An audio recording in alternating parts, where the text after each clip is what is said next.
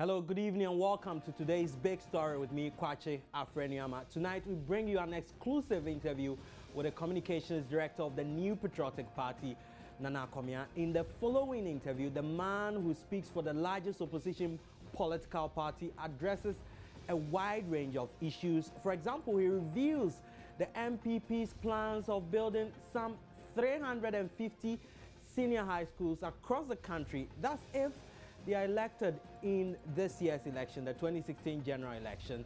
As you may know, the MPP has recently criticized government for failing to construct the 200-day senior high schools as captured in their 2012 manifesto.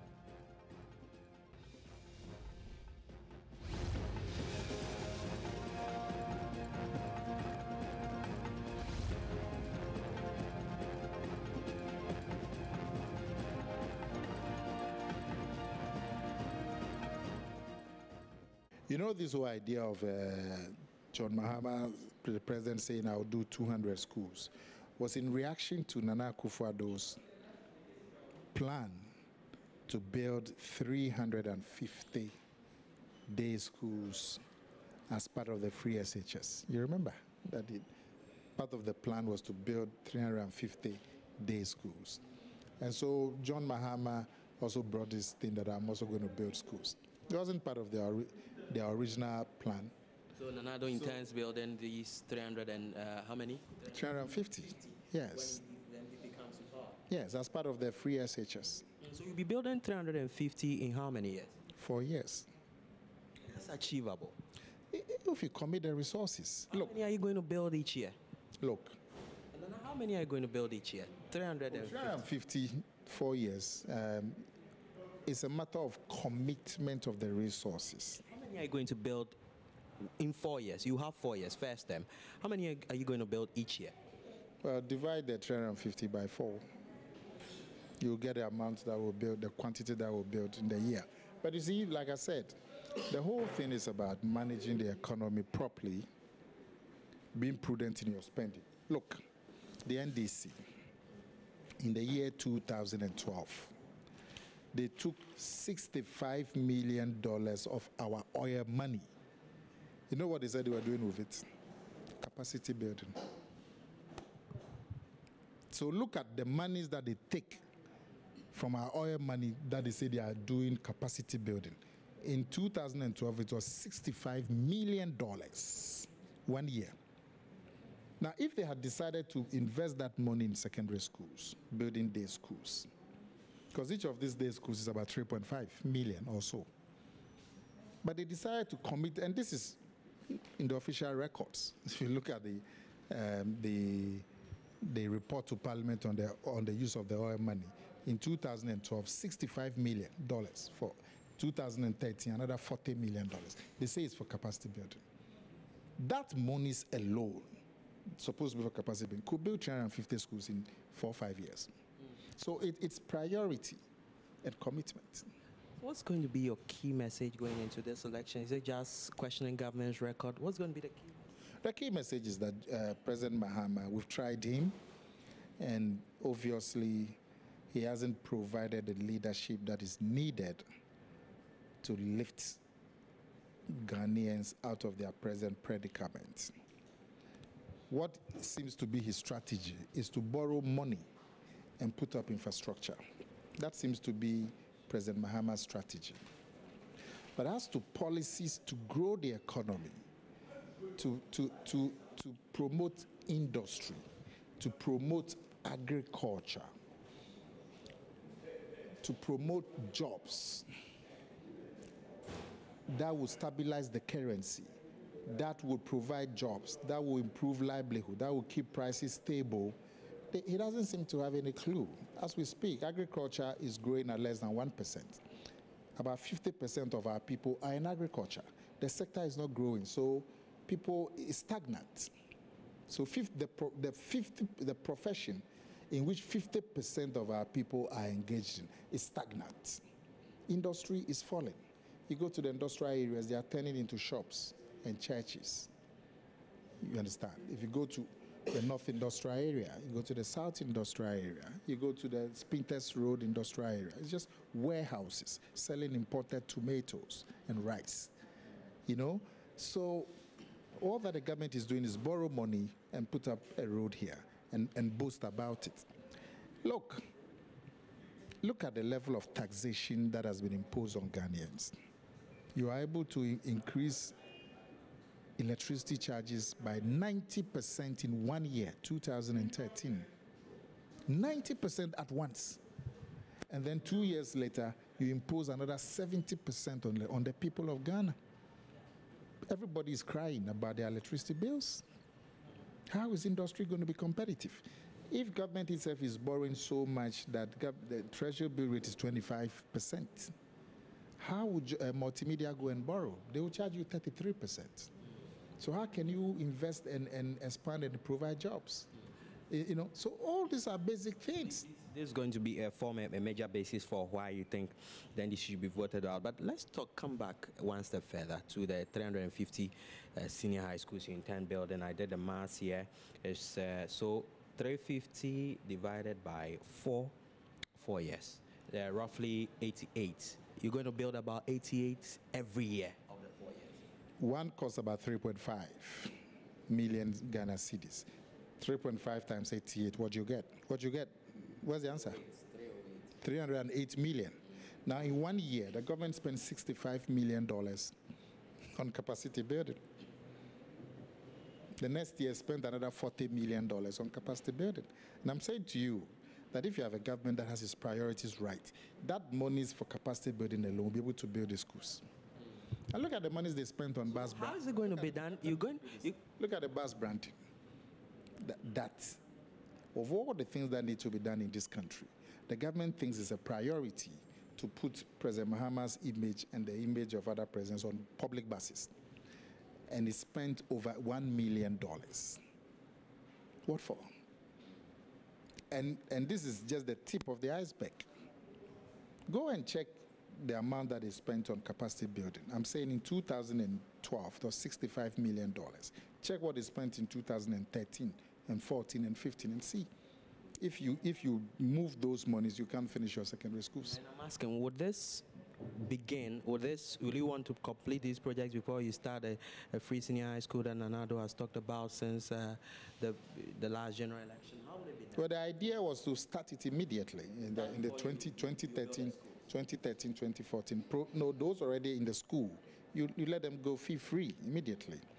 And then, because you know there will be more people coming, you start building the schools for access. Mind you, education is the biggest tool to lift people out of poverty. The woman who's got a baby on her back selling granules, who's taxed 1 cedi a day, I can't take your money and give it to that woman. But if we provide education for the child, in another 20, 25 years' time, the child with good education will be able to lift the mother out of poverty. So education, you can't compromise with it. Some will say that this is clearly you buying into the NDC's argument, rather, that access before free. I mean, your intention of building these things? We were going to do the free immediately, starting from the 2014 academic year. We were going to do it immediately. Provide free for those already in school.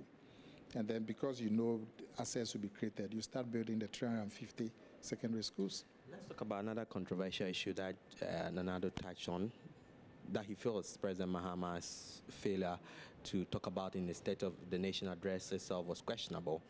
The Gitmo 2. I want to know, based on the stance of the MPP, would it be the case that immediately you take office, these two men would be deported? Well, the MPP hasn't taken a decision as to what to do with them.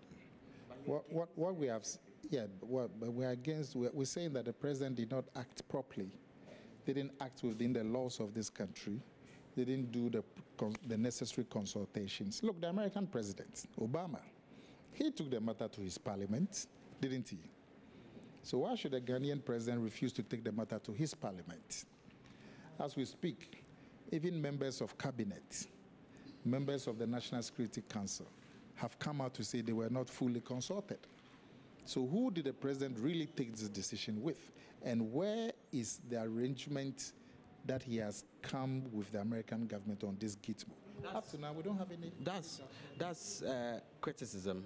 Let's talk about what you would do if you win power with these two men. We should be able to speak to the Americans again as to the way forward. But obviously, our focus now is to show to Ghanaians that the president did not act correctly. Another issue, the Klotekole matter. Nino has indicated he's going independent. Is the party worried about that? We haven't had any word from Mr. Ninoy that he's going independent. We've heard all kinds of stuff in social media and so on. But would it be a blow to the party? oh, if he goes independent, of course it will be a worry to the party. So I'm sure the party. Oh, because there's possible. Well, which party would like its members going independent? So no party would like that. Because of the role he occupies, the influence he has in that area. I mean, if you have an election and somebody gets 300 votes, the winner also gets 300 votes. What separates them is just a couple of dozen votes. What it means is that that person is important. In fact, it's not just not going independent, but he has to be fully involved in the campaign, because obviously he has a following. He hasn't indicated to the party formally whether he's going independent or not. We hear stuff, but it's early days yet. Would you be speaking to him? I mean, you know his position on this. No, certainly. I mean, the party would be able to engage him. Oh, absolutely, absolutely. We've always engaged him, even to agree on the rerun. There's also engagement with the parties. These are members of the party. So you plan engaging him? Absolutely, absolutely. Engaging a man who has a certain entrenched position will be difficult. How would that be difficult? Wait until we get to that bridge. We would engage him. Johnson Dunketia, talking about the Laga Hospital, rather. He provided what he says is evidence of construction taking place there. What did he provide? He showed a picture at the press conference. He showed a picture. But the pictures that we have seen, the place has been fenced. There's no work going on. There's no work going on. Joy FM, multimedia, you've done many stories about some of this, the stuff on the ground that doesn't bear to what the president said. You yourself, you've done a lot of pioneering work and has shown to Ghanaians that some of the things that were mentioned are non-existent. So instead of taking Osei Nketiah's word or even my word, just have your correspondents go to the site. It's fenced and a heap of sand. There's not even a wheelbarrow on the site. I mean, there's been a lot of back and forth between the two political parties. Immediately, the president delivered his State of the Nation address. Nana Akufo-Addo had this, the NDC had this, and today we're here. Some think this is not really progressive. Simply two parties simply playing politics. But then politics is the name of the game. The issues that are being talked about are what are important. We're talking about the cost per kilometer of asphalt. It's an important issue. If it is true that the cost per kilometer of asphalt has jumped from $500,000 to 1.5, it's an issue that should engage the taxpayer. If it is true that the monies that we're getting are suffocating us and that our interest payments are killing the economy, it is something that should engage the attention of the Ghanaian taxpayer. I mean, at the end of the day, we are discussing issues that go to the benefit of the taxpayer. And for me, those are the real issues. The drill ship, if it is not true that financial loss was caused, it's important that the taxpayer knows the real story, because you're still talking about taxpayers' monies.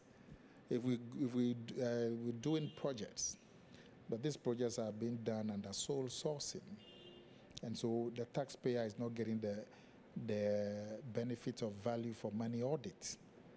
It's important that the taxpayer know what is going on. Take the Ridge Hospital extension. One report by Crown Agents found initially that the cost had been overrun by $142 million. And as a result of that report... The Crown Agent report, the NDC says is bogus.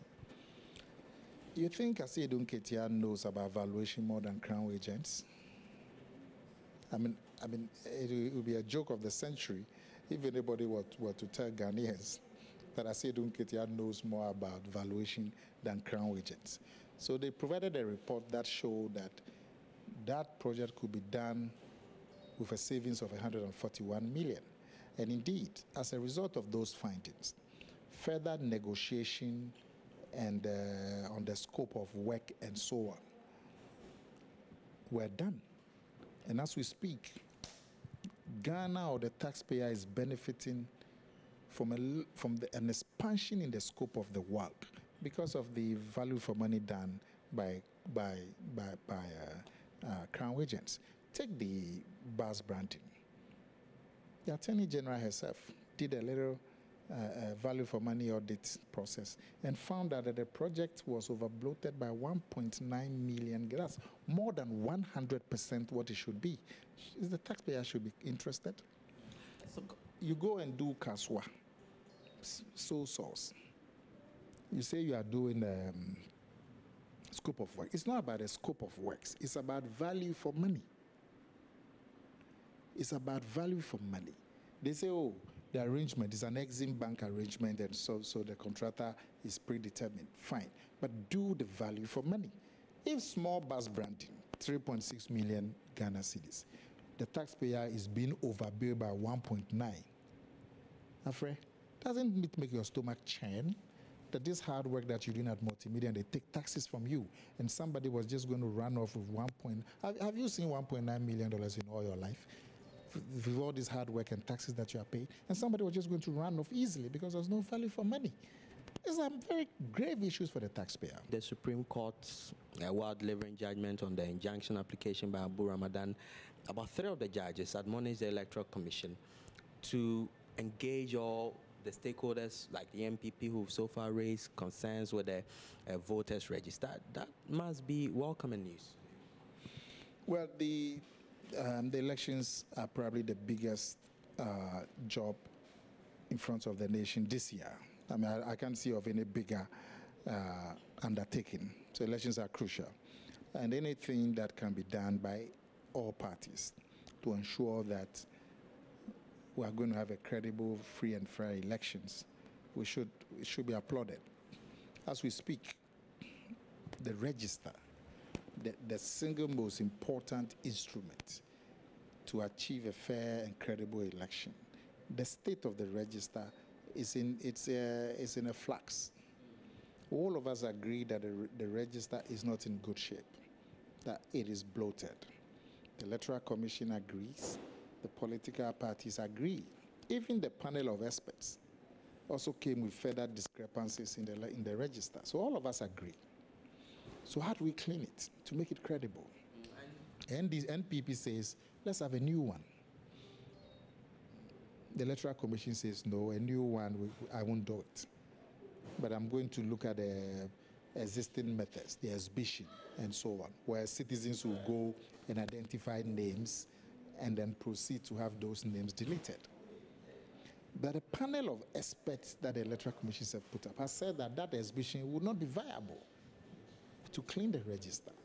So as we sit, we don't have an agreed procedure or process to clean the register as we speak. It's a major worry. Do you think the admonition, the charge from the Supreme Court judges changes anything? I mean, the ECU has already organized a forum, a 2-day forum after setting up these panel of experts. The political parties, civil societies had the opportunity to engage the Electoral Commission and the experts on this matter. The Supreme Court is asking again that you sit down and dialogue with the EC after the panel had rejected your report. The EC itself had rejected your recommendations. Will this change anything at all? Further dialogue?